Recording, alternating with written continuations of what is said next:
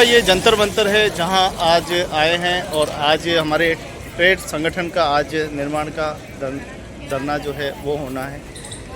कुर्सियाँ लग चुकी है, बैनर लग चुके हैं। अब बस इंतज़ार है, कुछ ही देर में धरना शुरू होगा।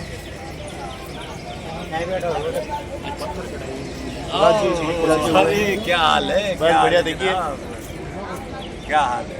ठीक ठाक, एकदम फर्स्ट क्लास। देखिए तो देखिए जंतर मंतर पर हम लोग पहुंच चुके हैं। आइए बताइए थोड़ा सा कि हमें तो कुछ पता ही नहीं। हम अच्छा तो अच्छा आपकी तरह हैं। अच्छा ठीक है। तो तीन लहर यहाँ पर मौजूद है। प्रशासन की उस तरफ भी देखें तो बैरिकेड लगे हुए हैं, इस तरफ भी बैरिकेड लगे हुए हैं और काफ़ी यहाँ पे धरना होते रहते। मैं जब पिछली बार आया था तो बरसों से धरने चल रहे थे, अब तो दिखाई नहीं दे रहे। बाकी यहाँ पूरे में धरने ही धरने दिखाई देते थे। काफ़ी लंबे समय बाद यहाँ पर धरने में आना हुआ है। तो अलग अलग राज्यों से, अलग अलग शहरों से, अलग अलग मज़दूरों पे काम करने वाले सभी ट्रेड यूनियन के यहाँ सदस्य आए हैं, जो अपनी बात यहाँ पर आज मंच के सामने रखेंगे अपने अपने मंच की तरफ से। तो देखते रहिए देश की राजधानी दिल्ली से सीधा दृश्य।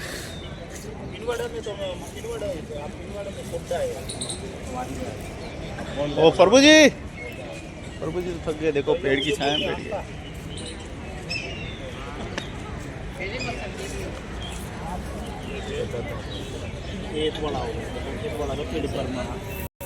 बनाया मैंने पानी में चलाया रे, नाव को बनाया मैंने पानी पे चलाया रे। मेरी ना जिंदगी चले कि मेरे लिए काम नहीं, मेरी न जिंदगी चले कि मेरे लिए काम नहीं। शाहजहां के ताज को मैंने ही बनाया रे, शाहजहां के ताज को मैंने ही बनाया रे। मंदिरों को मस्जिदों को मैंने ही सजाया रे, मंदिरों को मस्जिदों को मैंने ही सजाया रे। बांसुरी सितार को मादल को बजाया रे, बांसुरी सितार को बादल को बजाया रे। मेरा संगीत कहा रे कि मेरे लिए काम नहीं, मेरा संगीत कहाँ रे कि मेरे लिए काम नहीं। सपने सजाएंगे जिंदगी बनाएंगे, सपने सजाएंगे जिंदगी बनाएंगे।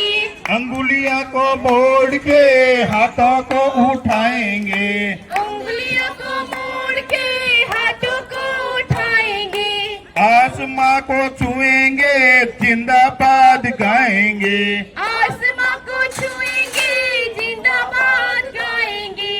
गाएंगे जब तक रे कि जब तक काम नहीं, लड़ेंगे तब तक रे कि जब तक काम नहीं।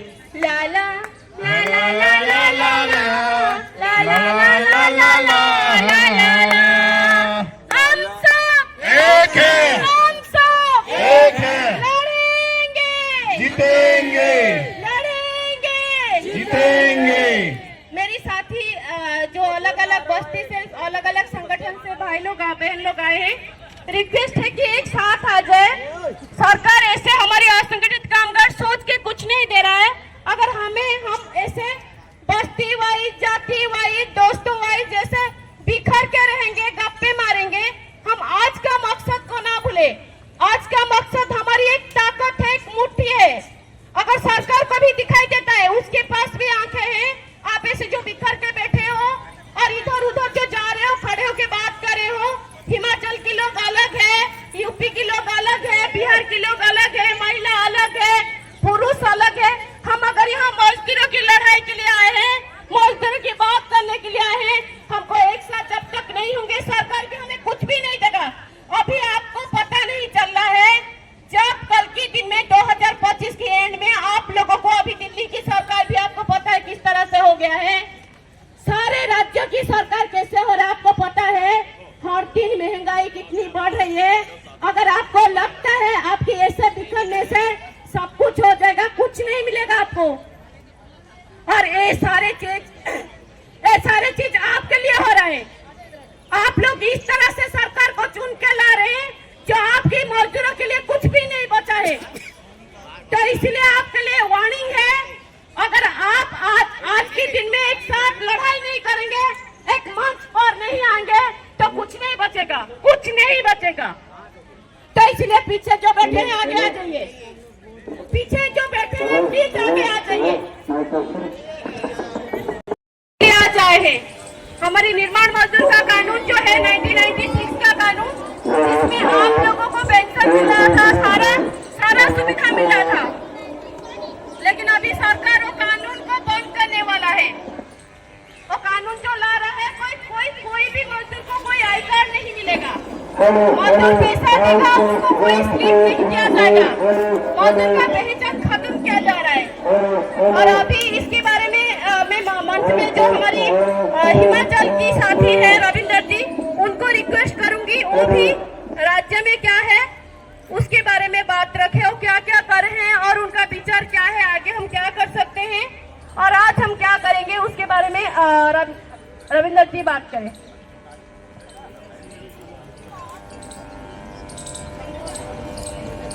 खड़े हो जाए, खड़े बस भाई, ठीक है।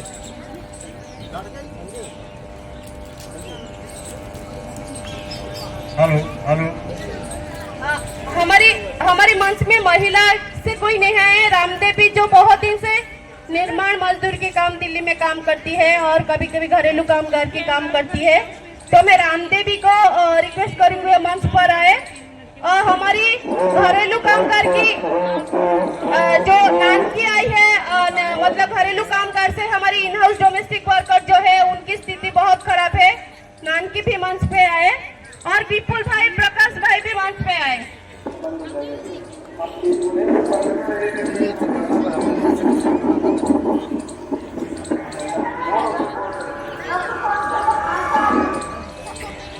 हाँ बोलो, वो तो करेंगे।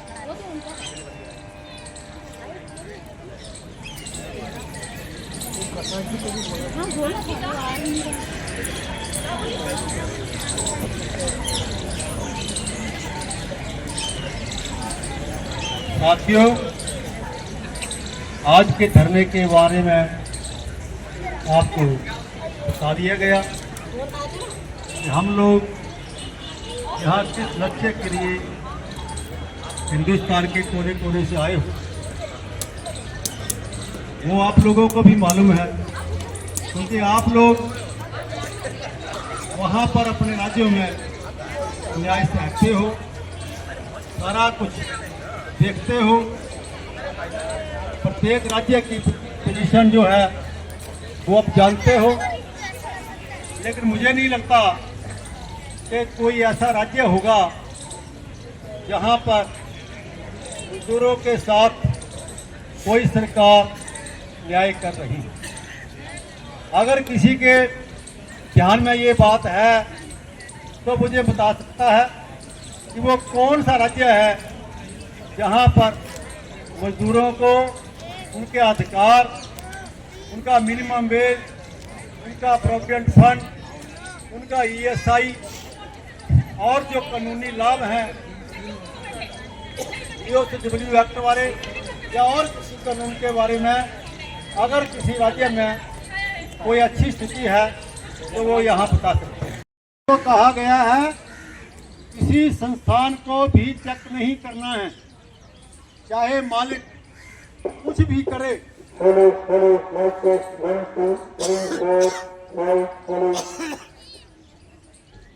ये कौन से संविधान में लिखा हुआ है कि जो मजदूरों को अधिकार दिलाने के लिए जो डिपार्टमेंट बने हुए हैं, भारत का श्रम और रोजगार मंत्रालय है, इसको ये किसने बोला है कि आपने किसी संस्थान को चेक नहीं करना है? ये इतिहास में पहली घटना है। और ये यहाँ से ऑर्डर जारी किया गया है 2018 में, और उसके बाद जो ये डिपार्टमेंट है, लेबर डिपार्टमेंट है, provident fund department, ESI, central labour department, और यही नहीं जो प्रदेशों के लेबर डिपार्टमेंट ठीक ही आज निर्माण मजदूर पंचायत संगम द्वारा जंतर मंतर पर आज ये धरना प्रदर्शन चल रहा है। आप देख पा रहे हैं चारों तरफ बिल्कुल बैरिकेड लगा रखे हैं। प्रकाश जी यहाँ पे मौजूद है हमाल पंचायत से, विपुल जी है, और आप देखिए किस प्रकार से मजदूरों के हक अधिकार देश में मारे जा रहे हैं, जिसको लेकर ये पूरा संवाद चल रहा है। तो इस तरह के कानून आप लोगों की समझ में तो होंगे नहीं। अगर किसी के समझ में है तो मुझे बताइए। यही हालत जो है लेबर डिपार्टमेंट की है। लेबर डिपार्टमेंट में आप जाएंगे कि ये इंडस्ट्री है, इस फैक्ट्री में 500 लोग काम करता है, लेकिन हाजिरी लगती है 100 कर्मचारी। 400 कर्मचारी जो है वो आउट ऑफ रोल है, उसका कहीं कोई रिकॉर्ड नहीं। उसको ना ईएसआई का लाभ मिलेगा ना भविष्य निधि का लाभ मिलेगा। आदेश क्या है? ना लेबर इंस्पेक्टर जा सकता है, ना लेबर कमिश्नर जा सकता है। सिस्टम क्या बनाया हुआ है कि आप कहीं कोई 5, 7, 10, 15 संस्थानों की सूची देंगे, फिर वो भारत सरकार के पास आएगी, केरला से, पश्चिम बंगाल से, असम से, पंजाब से, हिमाचल से। अगर कहीं कानून का पालन नहीं हो रहा है तो वो एप्लीकेशन दिल्ली सरकार को आएगी और यहां से वो देखेंगे कि इसको चेक करना है कि नहीं करना। मेरी 77 कंप्लेंट्स प्रोविडेंट फंड के पास पेंडिंग है, जिसके ऊपर 2 साल से कोई कार्रवाई नहीं हो रही है। और वो बताया जा रहा है कि दिल्ली में जो भविष्य निधि डिपार्टमेंट का हेड ऑफिस है, जब तक वहां से हमें परमिशन नहीं मिलती हम इनको चेक नहीं कर सकते। और वो 77 जो शिकायतें हैं उसके अंदर कम से कम 10,000 वर्कर है जो इन योजनाओं से वंचित है। इस तरह की दयनीय हालत कभी मजदूरों की पिछले इतिहास में मैंने कभी नहीं देखी। कोई कंप्लेंट जाती थी, 10-15 दिन के अंदर इंस्पेक्टर वेरिफिकेशन करता था, वहां चेकिंग करता था और मालिक के खिलाफ कार्रवाई होती थी और कानून लागू होता था। क्या ये मजदूरों के लिए बनाया गया है? ये भविष्य निधि मजदूरों के लिए बनाई तो काम क्यों नहीं करती? ये श्रम कानून मजदूरों के लिए बनाए गए तो इनको बंद क्यों किया जा रहा है? इसका क्या इंटेंशन क्या है? यह सरकार इससे क्या कहना चाहती है? सरकार को क्या लाभ होने वाला है कि वो उद्योगपतियों के लिए काम करे? और सरकार इसमें कोई पैसा भी नहीं देती। इसमें इंडस्ट्रीज पैसा देता है और वर्कर का तनख्वाह से पैसा कट जाता है, तो सरकार के पेट में दर्द क्या हो रही है? ये एक बहुत ही निंदनीय घटना है। मैं भारत सरकार की इन आदेशों की घोर निंदा करता हूं। अब जो पुराने कानून हैं, जो लेबर कानून जितने बने हुए हैं, वो कानून ये जो ट्रेड यूनियन के लोग हैं, जो मजदूर हैं, जो क्रांतिकारी मजदूर इस धरती पर पैदा हुए, जो क्रांतिकारी लोग इस धरती पर पैदा हुए, जिन्होंने इस देश को आजाद कराया, ये उन लोगों के द्वारा बनाए गए हैं जो आज खत्म किए जा रहे। क्या जरूरत पड़ गई इन कानूनों को खत्म करने की? क्या आवश्यकता है? सरकार का इसमें क्या नुकसान हो रहा है? सरकार अपनी तरफ से कोई बजट देती नहीं है। सरकार अपने बजट में कोई मजदूरों के लिए प्रावधान नहीं करती है, तो फिर कानूनों को खत्म क्यों किया जा रहा है?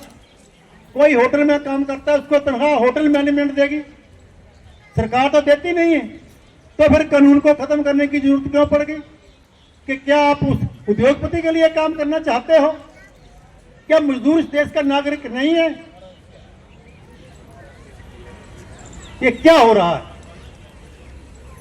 ये आप लोगों को गली गली में जाकर बात करनी होगी कि मजदूरों ने वो कौन सा गुनाह किया है कि हमारे से हमारी रोटी छीनी जा रही है, हमारे से हमारी समाजी सुरक्षा छीनी जा रही है। 1000 करोड़, हजारों करोड़ रुपए इकट्ठे हुए मजदूरों के कल्याण के लिए, उनके वेलफेयर के लिए, लेकिन सही तरीके से खर्च नहीं हो रहा है। हमारे यहाँ शंकर जी भी यहाँ बैठे हुए हैं, वो महाराष्ट्र में काफी सालों से लड़त कर रहे हैं, हाईकोर्ट में भी जा रहे हैं। क्यों भाई ये सब करना पड़ता है? आज एक बार हमारे पास कानून है, सब कुछ है, लेकिन सरकार की मंशा नहीं है कि कानून को सही तरह से लागू किया जाए। मैं गुजरात से हूँ। गुजरात में पूरे देश की लेबर आती है काम करने के लिए, चाहे बिहार हो, झारखंड हो, छत्तीसगढ़ हो, वेस्ट बंगाल हो, आंध्रा हो, और हर जगह से गुजरात में लोग काम करने के लिए आते हैं। हमारे पड़ोसी राज्य राजस्थान और एमपी से तो सबसे ज्यादा मजदूर आती है। मैं थोड़े दिन पहले हम एक श्रमिक सम्मान यात्रा में मैं राजस्थान के दौरा मैंने किया था। खेरवाड़ा भी गया था, उदयपुर भी गया था, पीटवाड़ा गया था और सुमेरपुर भी गया था। हर जगह पे एक ही बात थी कि मजदूरों को सही तरह से मजदूरी नहीं मिल रही है और पूरे दिन काम भी नहीं मिल रहा है। और सबने देखा होगा और आप वहां गए भी होंगे, तो उसके बारे में बताना चाह रहा हूं कि आप सभी साथी बड़े बड़े मंदिरों में जाते हैं कि नहीं जाते? दर्शन करने जाते हैं सभी? ठीक है, मंदिर है तो मैं उसके बारे में बताना चाह रहा हूं कि जो अपने देश में है, विदेश में है या कहीं दुनिया में भी जो मंदिर बन रहे हैं और उन मंदिरों में लगने वाला जो पत्थर है उनकी गढ़ाई होती है या कार्विंग होती है जो पूरे हमारे उस क्षेत्र में होती है और उस क्षेत्र में वो गढ़ाई करके आते हैं और गढ़ाई करने से जो एक डस्ट निकलता है, जो मशीन चलती है, तो उस डस्ट से बड़ी एक बीमारी होती है और वो डस्ट उड़कर सीधा नाक के द्वारा या मुंह के द्वारा फेफड़ों में चला जाता है और फेफड़े खराब हो जाते हैं और एक बड़ी बीमारी होती है। उस बीमारी का नाम है सिलिकोसिस बीमारी, जो एक लाइलाज बीमारी है और उनका अभी तक कोई इलाज नहीं है। मतलब वो बीमारी लग गई मतलब उनको मौत का प्रमाण पत्र मिल गया या मौत होनी निश्चित है, कोई रोक नहीं सकता है। और ऐसे हमारे उस क्षेत्र में देखे तो हजारों लोग सिलिकोसिस पीड़ित से मर गए हैं, हजारों लोग अभी पीड़ित हैं और उन लोगों के लिए हमने जैसे तैसे करके एक पॉलिसी भी बनाई राजस्थान में, सिलिकोसिस पॉलिसी। लेकिन पॉलिसी बनाई, पॉलिसी में हमने सुरक्षा भी कवर किया और सहायता भी। हमने तो मुआवजा मांगा लेकिन सरकार ने मुआवजा तो नहीं, सहायता के लिए उसमें कुछ पॉइंट डाले हैं, लेकिन पॉइंट भी वो ऐसे डाले हैं कि मुआवजा नामुमकिन है, जीवित में 3 लाख और मृत्यु में। तो उनकी जो मजदूर की कीमत है वो मौत के बाद भी उनकी कीमत 2 किस्तों में दे रहे हैं, जीवित में 3 लाख और मृत्यु में 2 लाख। तो और हमारे ये है, इसके साथ साथ तो हमने भी उस पॉलिसी में ये भी है कि वहां सुरक्षा, जो भी काम कर रहे हैं तो वहां पॉलिसी में सुरक्षा भी होनी चाहिए, लेकिन सुरक्षा का अभी तक कोई इंतजाम नहीं किया है। और कहीं पे भी मंदिर बन रहे हैं, हर जगह, तो जहां भी मंदिर बन रहे हैं वहां हजारों लोग मर रहे हैं। मैं आपको बताऊं, आपने अभी देखा होगा राम मंदिर अयोध्या में बन रहा है कि नहीं, और धूमधाम से उनका उद्घाटन भी हुआ, लेकिन उनके पीछे वहां पिंडवाड़ा के कितने मजदूर मरे होंगे ये मंदिरों में, क्योंकि वहां से 444 ट्रक भर के पत्थर लाए हैं और अभी भी उनका काम चालू है। वो तो सिर्फ मंदिर में मूर्ति बिठाने की जितनी जगह का वो हुआ था शिलान्यास और उनके उद्घाटन हुआ, बाकी अभी पूरा बनना तो बाकी है, उसके पीछे और कितने लोग होंगे। तो इस तरह है पत्थर गढ़े। और आपने दिल्ली का संसद भवन देखो, इनका निर्माण पूरा पिंडवाड़ा में पत्थर गढ़ाई वाले कारीगरों ने, हमारे बंदों ने किया है। जगह जगह ऐसे बिल्डिंग है, महल है, उनका निर्माण। तो ये बड़ी बीमारी है। तो हम भी उनमें कहते हैं कि जो बीमारी से मर रहे हैं, तो अभी विपुल भाई और बहुत सारे साथी भी कह रहे थे कि जितनी महंगाई है, महंगाई के अनुसार उनकी मजदूरी मिलनी चाहिए। तो हम महंगाई के अनुसार भी मजदूरी बढ़नी चाहिए और महंगाई के साथ साथ जो जोखिम है, जोखिम के अनुसार उनका पैसा और होना चाहिए। और मजदूरों को पेंशन, तो ये जरूरी है कि जो अधिकारी या सरकारी कर्मचारी होते हैं वो तो बुढ़ापे में पेंशन लेते हैं, मजदूर लोग काम करना बंद हो गए और उनके कोई नहीं है। फिर घर पे वो बहू बेटा होगा वो भी कहीं रोटी देते भी नहीं है, ये स्थिति होती है मजदूरों की। और हर जगह सुरक्षा की जरूरत है, जैसे भी ये हमारे पत्थर कढ़ाई का ही नहीं है, दूसरे मामलों में घरेलू है, घरेलू कामगार है, तो वहां पे भी सुरक्षा की जरूरत है। हर मजदूरों में हर जगह सुरक्षा की जरूरत है, तो जहां भी जाए तो मजदूरों को सुरक्षा और की कहीं कोई नहीं है, और पेंशन की भी सुविधा अभी नहीं है, और महंगाई के अनुसार मजदूरी नहीं है, ये है। और दूसरा, सुरक्षा के साथ साथ कहीं पे भी काम कर रहे हैं तो वहाँ ESI और PF में कवर होना भी सही है, तो उसके बाद उनको जाके उनकी पेंशन और इस तरह से मिल सके, ये है।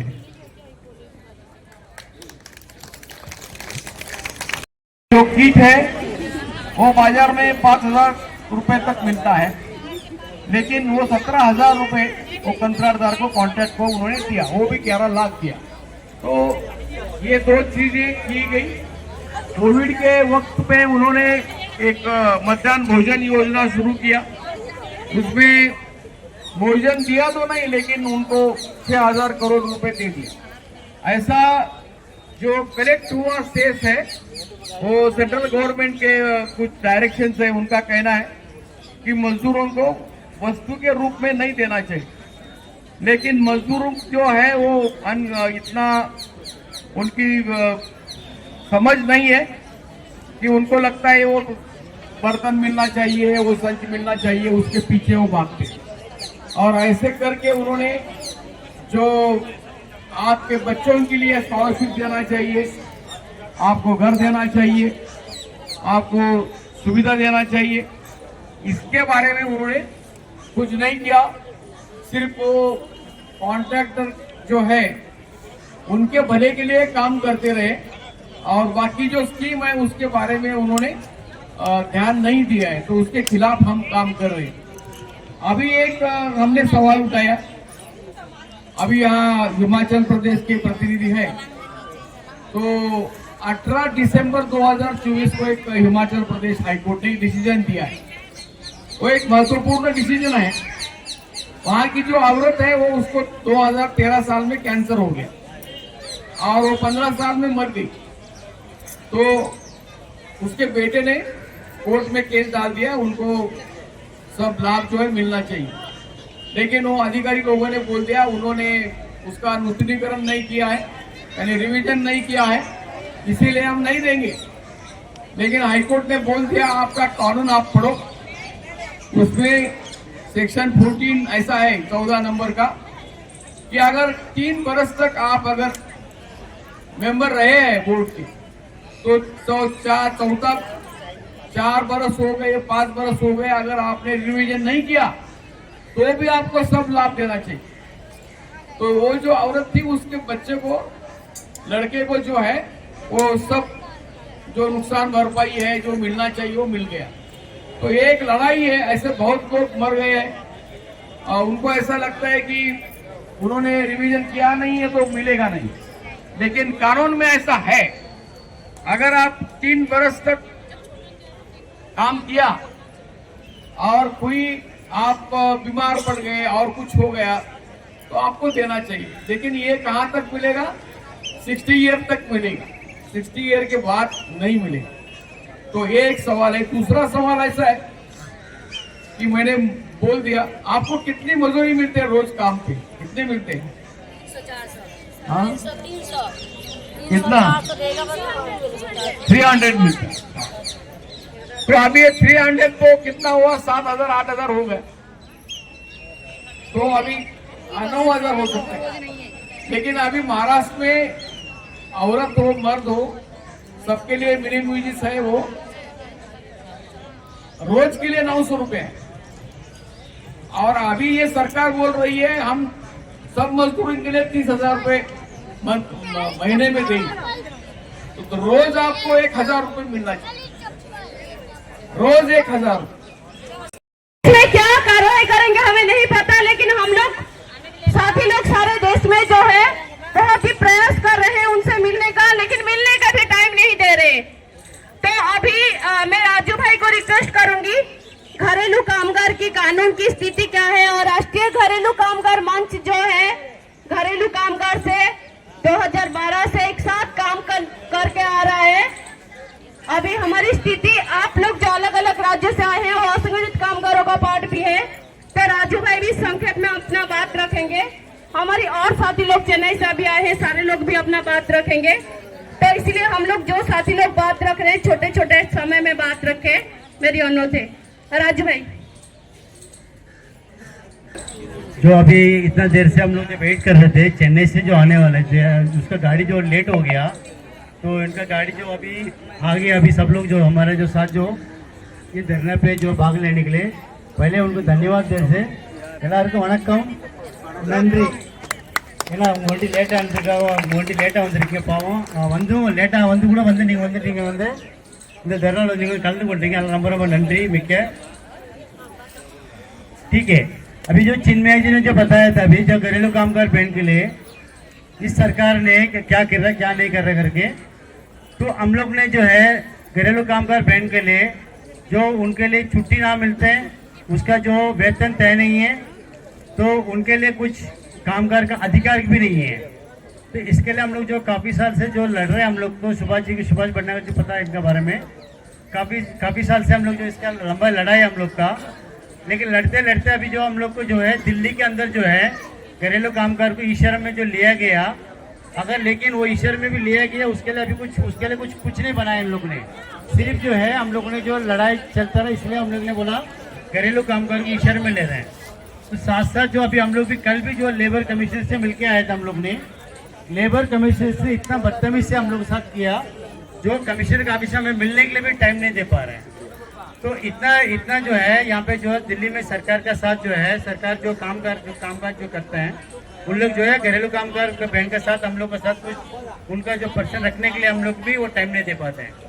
लेकिन एक बात ये हुआ, अभी जो हम लोग ने काफ़ी देर से हम लोग जो दिल्ली का बिल के लिए हम लोग ने एक बात रखा गया था, वो बिल के ऊपर उन लोग ने अभी जो है बिल बनाने के लिए अभी जो काम उन लोगों को शुरू किया गया। तो इसलिए है हम लोग जो है घरेलू कामगार बैंक का भी, उनका जो छुट्टी नहीं मिलता है, उनका जो घरेलू कामगार सुबह से शाम तक काम करते हैं, उनका वेतन नहीं मिलता है, उनका ना बोनस है, उनका ईएस है, उनका पीएफ कुछ नहीं है। क्योंकि जब उनको जो मिलेगा ये सब, वो कम से कम उनको जो घर में जो कामगार महिलाओं को कामगार समझे। तो ये कामगार समझने के लिए तो हम लोग को जो लड़ाई जो है जो हम लड़ते रहेंगे। तो इसके लिए जो साथ जो आज जो हम लोग के साथ जो बहन जो भाई बैठा हुआ है, इसका भी हम लोग सपोर्ट मांग रहे हैं, क्योंकि घरेलू कामगार बहन को भी ऐसा जो धरने में आज जो काफ़ी लोग नहीं आए आज ही, तो लेकिन जो अगला बार जो ऐसा कोई धरना होगा उसके हम लोग जो घरेलू कामगार बहन को भी हम लोग जो शामिल करेंगे। इसलिए बहुत बहुत धन्यवाद।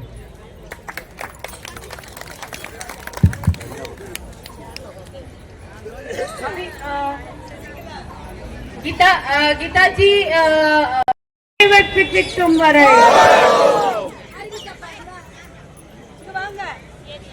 கோரிக்கைகள் நிறைவேறும் வரை ஒன்றிய அரசே திரும்ப பெறு ஒன்றிய அரசே தொழிலாளர் விரோத தொகுப்பு சட்டங்களை திரும்ப பெறு लेबर कोर्ट को वापस लो लेबर कोर्ट को वापस लो திரும்ப பெறு தொழிலாளர் விரோத தொகுப்பு சட்டங்களை திரும்ப பெறு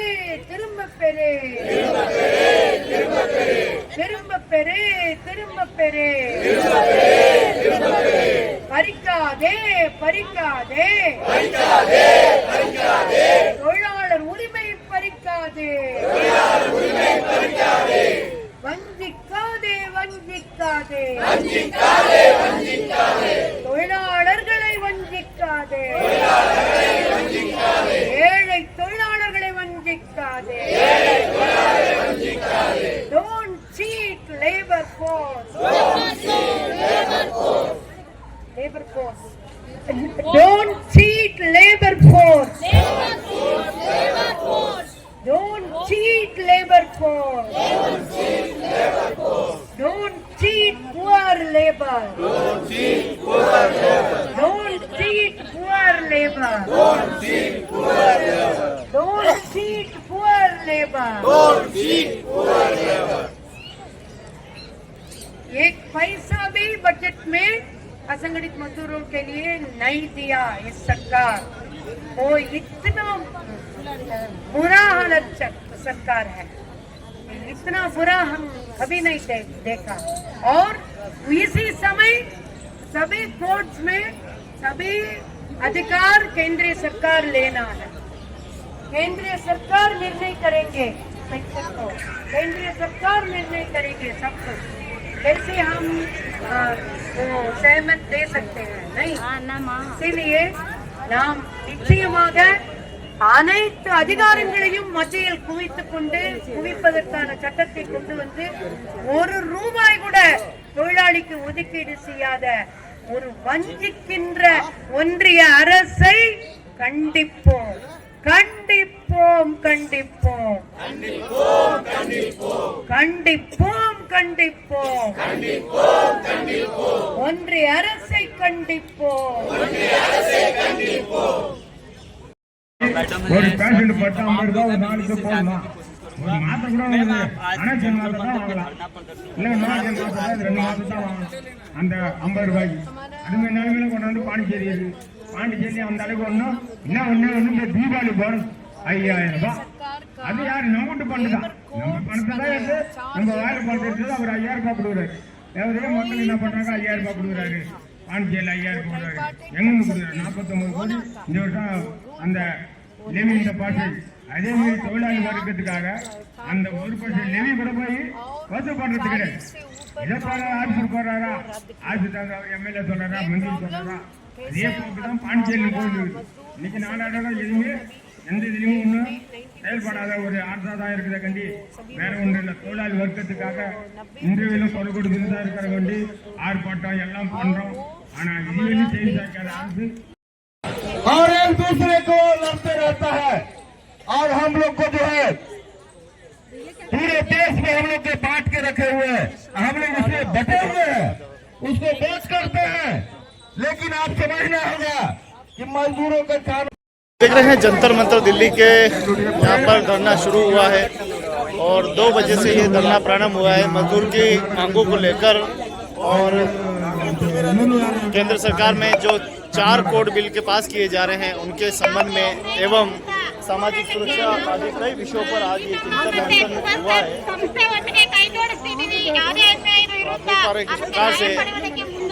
जंतर मंतर का ये दृश्य है जहां श्रमिक संगठनों के साथ पूरे राष्ट्र के ये संगठन हैं जो कि अलग अलग सेक्टर में काम करते हैं। कोई घरेलू कामकाजी के साथ काम करता है, कोई मछली के साथ मछली पालन के साथ काम करता है।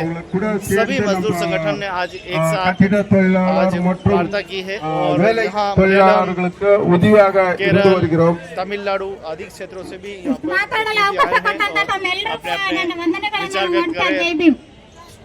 எனக்கு வாய்ப்பு கொடுத்த அனைத்து தலைவர்களுக்கும் நன்றி நன்றி நன்றி। 70 करोड़ श्रमिक काम करते हैं, उनके कोई लाभ नहीं मिलता, इसीलिए ये पूरा फेडरेशन जो है एक तरह खड़ा हुआ है। और ये देखिए बड़ी संख्या में यहाँ पर, और आजकल यहाँ पे 2 घंटे की परमिशन मिलती है, 2 घंटे के लिए आप धरना प्रदर्शन कर सकते हो। द्वारका वाले चलेंगे 2 से 4 बजे तक का समय। नरेश बेरवा मंगोलपुरी से। तो आज ये निर्माण मजदूर पंचायत संघ सभी साथियों को मेरा नमस्कार। एक बार 2 मिनट के लिए भाषण दूंगा। मेरा भाषण जहाँ पर भी देता हूँ सब यादगार रहता है। सिर्फ 2 मिनट दे दीजिए बस। केंद्र सरकार और दिल्ली सरकार से मैं सिर्फ एक ही निवेदन करूंगा, जो हमारा मजदूर भाइयों का गला कट रहा है ना, ये गला ना काटिए आप। अगर हमारा गला कट गया तो ये जो संसार में जो बिल्डिंगें खड़ी है, ये सड़कें बनी है, ये बनना बंद हो जाएंगी। हमारा हक हमारे को दीजिए। और दिल्ली सरकार से निवेदन है, हमारा हक 8000 रुपए भी जो रुके हुए दिल्ली के लेबरों का, वो 8000 रुपए भी दीजिए। और आने वाले समय में हमारी लेबरों के पेंशन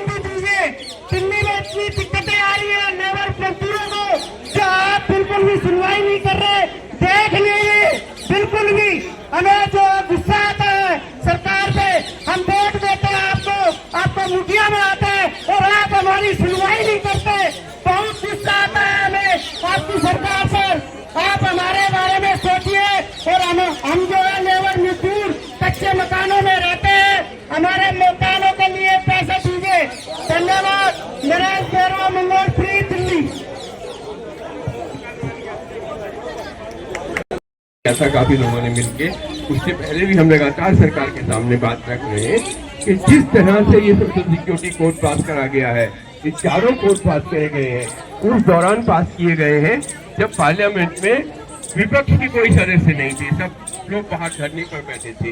तो बिना किसी की बात सुने, बिना कोई अमेंडमेंट किए, तो ये अपने आप में बहुत कमजोर बिल है, बहुत खराब बिल है। इस बिल कानून में जो है बहुत सारी कमियां हैं, और इतनी सारी कमियां हैं कि ये इम्प्लीमेंट नहीं हो सकता, ये लागू नहीं हो सकता। तो हम चाहते हैं कि सरकार हमारी बात सुने, उसमें दोबारा से पार्लियामेंट में डिबेट करे, और दोबारा से सुन के जिस तरह के अमेंडमेंट की जरूरत है उस तरह के अमेंडमेंट करे, और बिना उसके इस बिल को जैसा अब है बिल्कुल लागू नहीं करे। दूसरी जो इम्पोर्टेंट बात है, जो पार्लियामेंट की मीटिंग से भी पहले होनी चाहिए, कि जो 1940 में अम्बेडकर जी ने शुरू करा था त्रिपक्षीय वार्ता का तरीका, मालिक, मजदूर और सरकार के प्रतिनिधि मिलकर बात करते थे, उस तरह की बात की जरूरत है। और ये क्योंकि असंख्य क्षेत्र का बिल है, इसमें कोई भी मजदूरों का प्रतिनिधित्व करने वाले हकदार तो नहीं है, तो कम से कम सारी ट्रेड यूनियनों की बात सुने। इंडियन लेबर कॉन्फ्रेंस जो 2014 से नहीं हो रही, उसको दोबारा बुलाया जाए, उसमें सहमति ली जाए सारी ट्रेड यूनियनों से, उसमें सुझाव लिए जाए कि इस कानून में किस तरह की तब्दीली की जरूरत है। उसके बाद ही इस कानून को कंसीडर किया जाए। जो वर्तमान व्यवस्था है कोर्ट की, हम चाहते हैं रिजेक्ट किया जाए। और जहां तक निर्माण मजदूरों के कानून की बात है, हम चाहते हैं कि इतनी सारी कमियां हैं इस कोड में कि जो निर्माण मजदूरों का कोड है, जहाँ 200 से ज्यादा सुरक्षा की व्यवस्थाएं हैं, यहाँ एक भी व्यवस्था नहीं है। तो इसलिए हम चाहते हैं कि सरकार इस कानून को बिल्कुल नहीं लागू करे, बल्कि BOCW एक्ट को भी दोबारा से पुनर्स्थापित करे, रिस्टोर करे। और जो बोर्ड है, जब तक नया कानून नहीं बनता, तब तक जो 1996 का कानून है, उस कानून के अंतर्गत ही चलता रहे। इस तरफ आशय का एक जो मेमोरेंडम है, सब लोगों ने साइन करे हैं जो आज यहाँ है। पहले भी मेमोरेंडम हमने सर्कुलेट किया था। ये मेमोरेंडम कल की मीटिंग के बाद, हम आज नहीं दे रहे, कल की मीटिंग के बाद प्रधानमंत्री को भेजा जाएगा। और कल भी आपको मालूम है नेशनल फेडरेशन ऑफ ऑर्गेनाइज्ड और माइग्रेंट वर्कर्स का जो संगठन बनाया जा रहा है, उसकी एक मीटिंग है जो रेलवे स्टेशन नई दिल्ली के सामने चैंसफोर्ड रोड पे नॉर्दर्न रेलवे मेंस यूनियन के ऑफिस का जो हॉल है वहाँ होगी। उस मीटिंग में चर्चा करने के बाद, आगे की रणनीति तय करने के बाद कि आगे हम इस कानून को किस तरह से पुरजोर विरोध करें, और अगर पास होता है तो किस तरह का विरोध दर्ज करें, और मजदूरों के हक का जो कानून है वो बनवाने के लिए, उस तरह की चीजें लाने के लिए क्या कुछ करें। ये कल चर्चा करने के बाद ये हम जो मेमोरेंडम आज साइन कराया गया है, ये प्रधानमंत्री को भेजेंगे। इसी चीज की इतना ही कहकर मैं अपनी बात समाप्त करना चाहता हूँ। मैं चाहता हूँ गीता जी जो तमिलनाडु से आए हैं, अपनी बात रख चुकी है, पर थोड़ा सा हिंदी में भी रख दें कि आगे का हम क्या क्योंकि अप्रैल 1 हमारा राज्य सरकार भी बताया कि पूरा देश में अप्रैल 1 तारीख से केंद्रीय कानून 4 कानून अमल करने वाले हैं।